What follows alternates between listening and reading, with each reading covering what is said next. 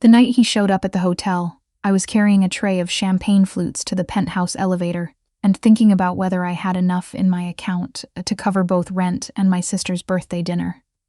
That's the kind of thing you think about when you work the evening concierge shift at the Ashford. You're surrounded by wealth so extreme, it stops feeling real. And somewhere in the back of your mind, you're calculating whether you can afford to take the bus or if you need to walk home again. I'd been at the Ashford for 11 months. Long enough to know which guests tipped and which ones didn't. Long enough to know that the man in suite 1401, the one who had booked the entire 14th floor for the week, the one whose reservation was flagged with 3 asterisks in our system, which meant management handled everything personally, was not someone I was supposed to have any direct contact with. His name was in the system as Mr. Harlow. That's all I knew. That and the fact that he had standing orders for a specific brand of scotch. That his meals were delivered by our head chef personally, and that 2 men who looked like they'd been carved out of granite stood outside his door at all times. I hadn't spoken to him. I'd barely seen him. Once, coming out of the service elevator, I'd caught a glimpse of him at the end of the corridor. Tall, dark coat, the kind of stillness that makes a room feel smaller. He'd glanced in my direction for exactly 1 second before turning away. That was the extent of it. I should tell you about my ex-boyfriend first, because that's the part that matters. His name was Derek, and we'd been together for almost 3 years. I'd ended it 8 months before any of this happened, and for a while, I thought it was over the way these things are supposed to be over. Quietly, with some sadness, and then eventually not. Derek was the kind of person who seemed completely reasonable in the beginning. He was funny. He remembered small details. He showed up with the exact coffee order you mentioned once in passing, and you thought, this is what it feels like to be known. What I didn't understand until much later was that the remembering wasn't tenderness. It was inventory. By the end of our 2nd year together, I couldn't make a decision without explaining it. I couldn't have dinner with a friend without him calling twice before I got home. When I finally said the thing I'd been rehearsing for months, I need to end this, he sat very still for a long time and then said, "You'll change your mind." He said it like a fact. Not a threat. A fact. For 6 months I'd had a new phone number, a new address, and the kind of hypervigilance that you can't really describe to someone who hasn't lived it. You're always scanning. You learn which exits are fastest. You notice when someone's been parked on your street for too long. I thought I'd been careful enough. It was a Thursday in late October, the kind of evening where the light drains out of the sky early, and the wind off the lake has real teeth. I was at the front desk covering for one of my colleagues, who'd gone on break and wasn't back yet. The lobby of the Ashford is all dark, marble and warm lighting, the kind of place that makes everyone who walks through the door feel like they've just arrived somewhere important. I saw Derek before he saw me. He was coming through the revolving door with the particular expression he always had when he'd made a decision. Calm, almost pleasant, like he'd already run through every possible outcome and settled on the one he wanted. My body understood what was happening before my brain caught up. I felt my hands go cold. I set down the pen I was holding very carefully because I was afraid of dropping it and making a sound. He saw me the moment I hoped he wouldn't. The smile that crossed his face then was the thing I'd been afraid of for 8 months. It was the smile of someone who'd been looking for something and found it. "There you are," he said. Just that. Like I was a set of keys he'd misplaced. I stepped back from the desk. "You need to leave. I just want to talk." He was already moving around the side of the counter, the way he always moved through space, like he was entitled to it. "You haven't returned any of my messages. Because I don't want contact with you. That's clear. I've made that clear. You've been dramatic," he said, and there it was. The old reframe, the thing he did where my reality became a performance I was putting on. "I'm going to call security," I said. He laughed, soft and almost fond. "Come on." He reached for my arm. His hand closed around my wrist, and I heard myself make a sound I didn't intend to. Something between a breath and the beginning of a word, and in the same moment I became aware that the lobby had gone very quiet. Not empty. Quiet. I don't know exactly how to explain what happened next, because it happened in a way that didn't feel like a sequence of events. It felt simultaneous. The elevator doors at the far end of the lobby opened. Mr. Harlow walked out. He wasn't rushing. He was walking the way he always seemed to move, unhurried, with the specific gravity of someone who has never once needed to announce himself. One of the granite men was at his left. Another I hadn't seen before was already crossing the lobby floor. Derek's hand was still on my wrist. Mr. Harlow looked at Derek's hand. Then he looked at Derek's face. Just for a moment so brief that if I hadn't been watching closely, I would have missed it. Then he looked at me. I don't know what he saw. Whatever it was, something in his expression shifted. Not dramatically, not in a way you'd catch on camera, but it shifted. He said something to the man beside him, low, barely audible. The man nodded once. Derek became aware of them approximately 2 seconds later. The change in him was immediate.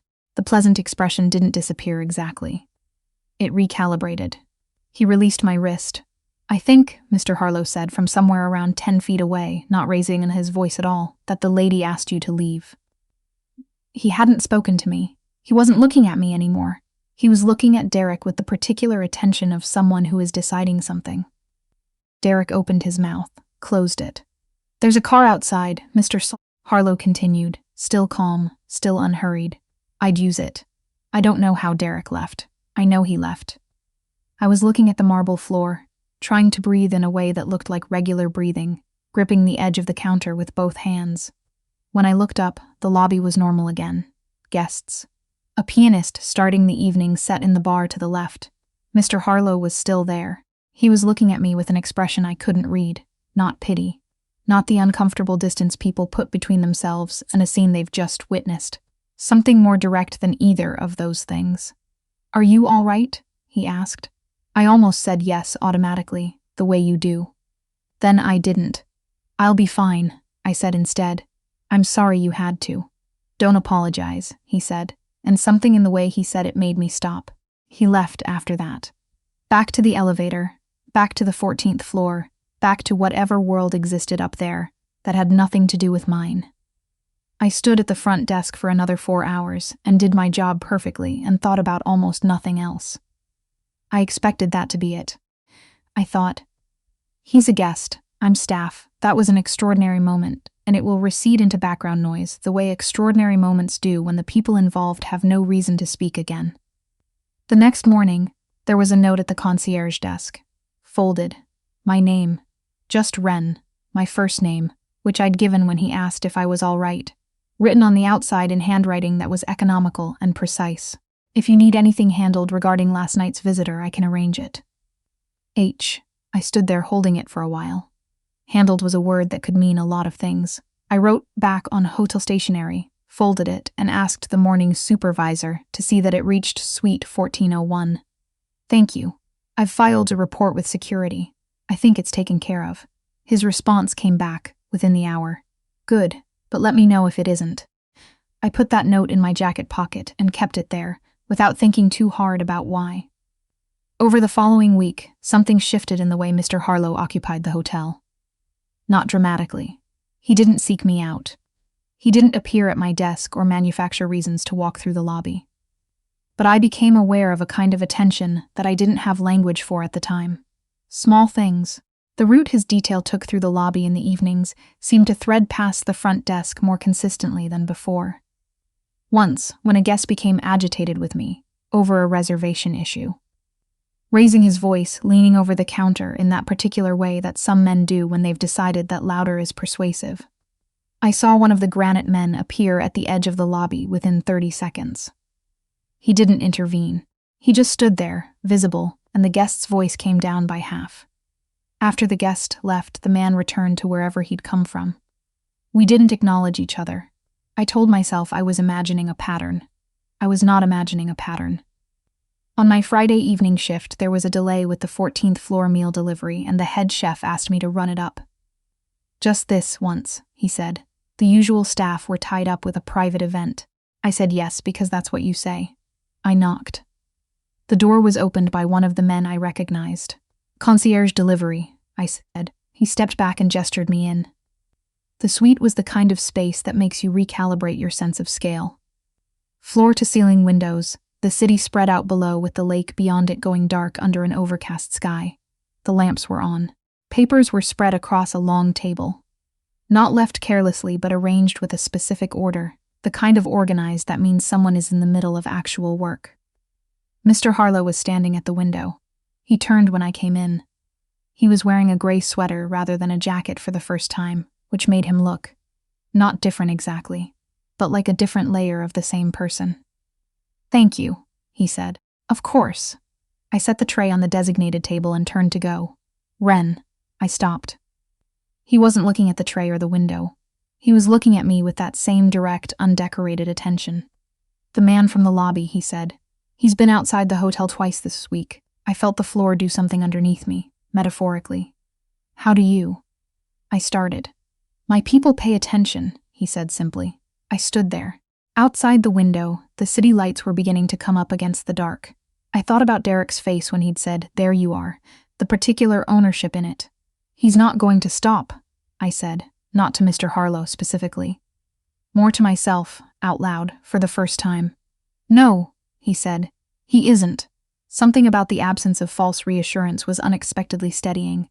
"There are things that can be done," he said, "if you want." I should have been more unsettled by the open-endedness of that sentence. Coming from anyone else, I would have been. Coming from him? From someone who had watched Derek walk out of that lobby with the specific, practiced efficiency of a man who understood consequences. It landed differently. "I'm not asking you to do anything illegal," I said. "I'm not suggesting anything illegal," he said. And there was something in it that wasn't quite amusement, but was adjacent to it. "I have lawyers. And a restraining order has more teeth when the person filing it has support." I hadn't thought about it that way.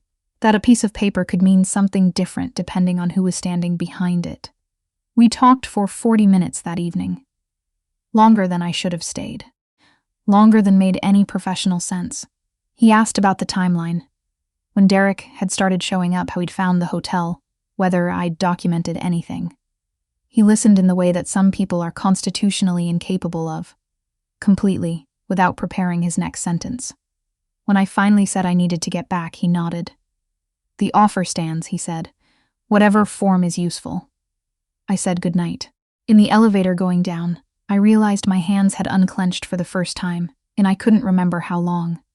The next 2 weeks moved in a way I hadn't expected. A lawyer called me. She said she was representing Mr. Harlow's interests in a professional capacity, and that she'd been asked to assist me with a civil matter if I consented to it. She was crisp and precise and had clearly done this kind of thing before. Within 4 days, I had a restraining order filed, documented, and served, with her office as the contact address rather than my home address, which meant Derek couldn't use the legal paperwork the way restraining orders can sometimes be misused, as a map to where you live. I didn't see Mr. Harlow during those 2 weeks except in passing, a nod in the lobby. Once, his detail moving through as I was finishing a shift, and him pausing just briefly enough to ask, "Is it proceeding?" I said yes. He said good. He kept walking. I told myself that was the appropriate shape of things. He was a guest. He'd been decent. It was over now. Then on a Tuesday evening, the kind of evening where the sleet comes sideways off the lake, and everyone in the city is privately agreeing that they should have moved somewhere warmer. I was finishing my closing checklist when I heard my name. He was standing near the bar entrance, alone for once, at least. No visible detail, though I'd learned by then that alone was a relative term with him. "I'm leaving on Thursday," he said. Something moved in my chest that I didn't examine too closely. "I hope the stay was satisfactory," I said, in my concierge voice. The corner of his mouth did something. It was. He looked at me for a moment. I wanted to say, "You handled everything with more composure than most people would have." "I didn't feel composed," I said. "That's usually what composure actually is," he said. I thought about that for a second. "Thank you. For everything. The lawyer, the all of it." He waved it off in a way that managed not to be dismissive. More like, "The accounting of it is unnecessary. I'll be back in the city in March," he said. "If you're still here." It was phrased so carefully. Not a proposition, not a promise. Just an opening left open, with nothing required of me. "I expect I will be," I said. He nodded once, like that settled something. "Good night, Ren," he said. "Good night," I said. And then he was gone. and the lobby was just a lobby again, and the sleet was still coming sideways off the lake, and I stood there for a moment before finishing my checklist. March came the way Canadian springs do. Reluctantly, the cold hanging on past its welcome, the city still gray and gritty, while everyone insisted there was warmth coming. He arrived on a Wednesday. I was at the desk. When the reservation came up in the system, the previous week, I'd been aware of a feeling I couldn't quite categorize and didn't try to. I just noted the date and kept working. When he walked through the lobby Wednesday afternoon, he looked the same. The dark coat, the unhurried movement, the quality of attention he brought to whatever was in front of him. He glanced at the desk and found me there, and something in the deliberateness of that glance told me he'd expected to. "Ms. Ashford," he said, which was the hotel name, not my name, and somehow contained a quiet joke. "Mr. Harlow," I said. "Welcome back." He checked in. He went upstairs. That evening, a note arrived at the desk. "Dinner tomorrow if you're free. Not as hotel staff, as yourself. H." I looked at it for a long time. I thought about the 8 months of scanning rooms for exits. I thought about what it had taken to trust my own assessment of a room again, of a person, after Derek had spent 3 years teaching me that my assessments were wrong. I thought about the elevator going down from the 14th floor, and my hands unclenching. Then I wrote back, "I'm free at 7. His name was Harlow, but his first name, I learned over dinner in a quiet restaurant in Yorkville where the staff knew him and left us alone, was Callum. No, that was the file. His name was something else. Something I'd remember for a long time afterward, the first time I used it. His name was Edmund. No. I'm going to tell you the truth. I was nervous at that dinner. Genuinely nervous. In the way you are when something feels real, rather than managed. He was, in the controlled environment of the hotel, a person of significant intimidation. Out of it, in a restaurant, in a gray sweater again, ordering the kind of meal that suggested he actually thought about food, rather than just consuming it.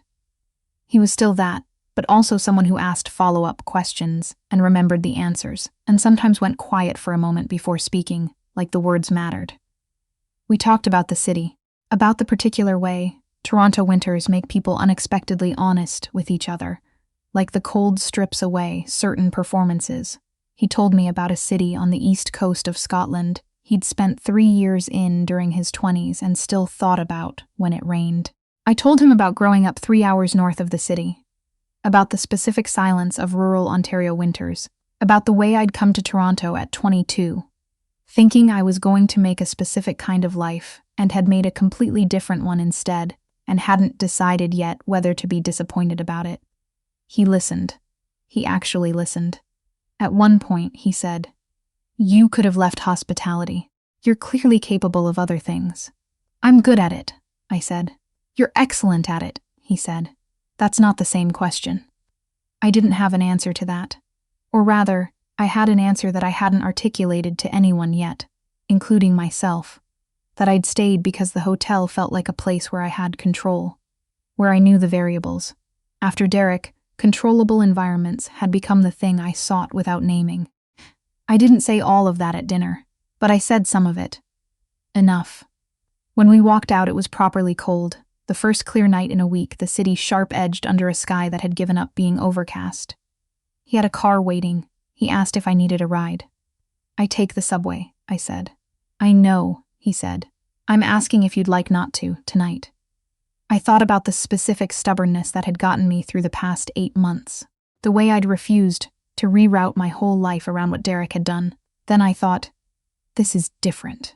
This is a choice made towards something, not away from something. "All right," I said. In the car, his car, quietly expensive, a driver who was clearly also the kind of person who appeared in lobbies when voices were raised. He didn't try to fill the silence. We watched the city go by. The lake appeared briefly between buildings, flat and very black under the clear sky. "Can I ask you something?" I said. "Yes, that night in the lobby. You weren't there by accident. You'd have seen the cameras." He was quiet for a moment. "My people monitor the lobby. Standard practice. So you knew what was happening before you came down." "Yes, you didn't send someone else." He turned to look at me. In the low light of the car, his expression was, for once, uncomplicated. "No," he said. "I didn't. I let that sit for a moment. Why? He looked back out the window. The lake was gone now, streets again. Because some things you don't send someone else to do, he said. It wasn't a complete answer. It wasn't meant to be. But it was honest, and after 3 years of a relationship, where my sense of what was honest had been systematically dismantled, honest landed like something solid underfoot. The weeks that followed were careful. That's the word I keep coming back to. Careful, but not in the way of people who are afraid. In the way of people who understand that something fragile can also be real, and treat it accordingly. He traveled. He was often unreachable in ways that he was straightforward about. I'll be out of contact for 4 days. I'll call when I'm back. And he always did. He didn't ask questions he didn't have the right to ask yet. He didn't push at the edges of what I'd offered. I was, for the first time in a long time, trusted to know my own pace. My colleague at the desk, a woman named Fiona, which was in the list, so, a woman named Harriet, who'd worked the hotel for 7 years and had seen everything, asked me one afternoon in March if I was seeing someone. I thought about how to answer that. I think so, I said. I'm still figuring out what that means. She nodded like that was a perfectly reasonable thing to say, and went back to her reservation screen. It was, I thought. For the first time in a long time, I was figuring things out on my own terms, in my own time, without someone standing at my shoulder deciding what the terms were. Derek violated the restraining order in late February. Before the dinner, before March, I should have said that. He was photographed outside the hotel by the security team, and the lawyer had it dealt with swiftly, and with very little drama on my end. He was charged. The case moved forward. I was kept informed but not required to manage it. It was the first time since I'd ended things that someone had taken the document seriously, taken the threat seriously, without asking me to justify why I was afraid. I know that the particular shape of what helped me isn't available to everyone. I know that. I've thought about it a lot. What it means that the protection I finally received came from proximity to a kind of power that most people can't access.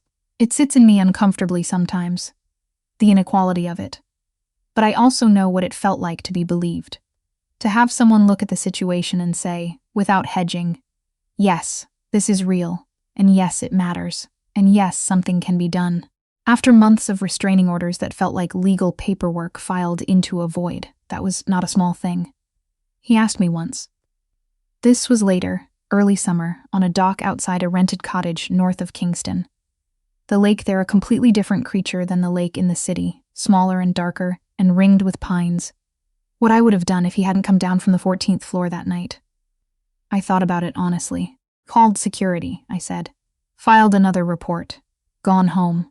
Changed my route for a week. And then waited for the next time. He was quiet for a moment. The water moved. Somewhere in the trees a loon called, which is the specific sound of northern Ontario summers and never gets less striking. I'm glad I came down, he said. So am I said. I'd been afraid for a long time after Derek, that what I'd learned from that relationship was something permanent. That I'd been altered in a way that meant certain kinds of closeness were no longer available to me. That the inventory taking, the reframing, the subtle erosion of my own sense of what was real had changed the architecture of how I trusted people. I wasn't wrong, exactly. It had changed things. But change doesn't mean closed.